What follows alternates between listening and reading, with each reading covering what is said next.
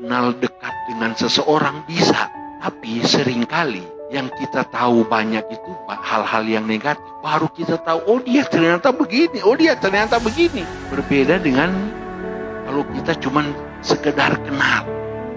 Oh yang kita tahu itu kebaikan dia. Oh orangnya baik, orangnya murah senyum, orangnya lembut. Bisa kan kita akan tahu seperti itu. Tapi ketika kita kenal lebih dekat dengan seseorang, dengan manusia, baru kita tahu kekurangan dia. Supaya kita bisa menerima orang itu apa adanya. Semakin kita kenal dekat, baru kita tahu siapa dia sebenarnya.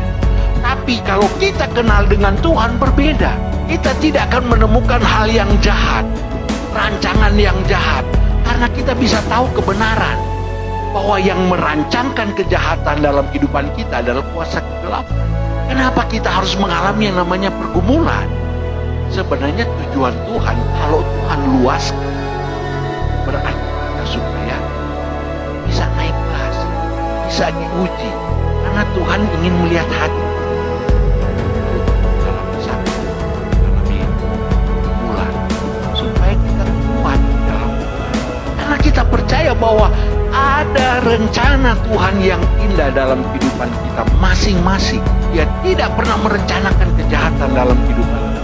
Biarlah kita juga akan berkata seperti Paulus, yang kita kehendaki supaya kita mengenal Tuhan secara pribadi. Caranya seperti apa?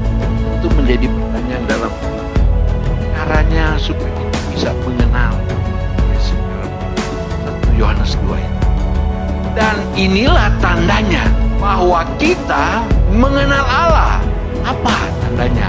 Yaitu jika kita menuruti perintah-perintahnya. Jika kita menuruti firman-Nya. Jika kita menuruti apa yang Tuhan inginkan dalam kehidupan kita, itulah tanda bahwa kita mengenal Dia. Mengenal Dia secara pribadi. Kalau kita belum melakukan itu, berarti masih menjadi pertanyaan.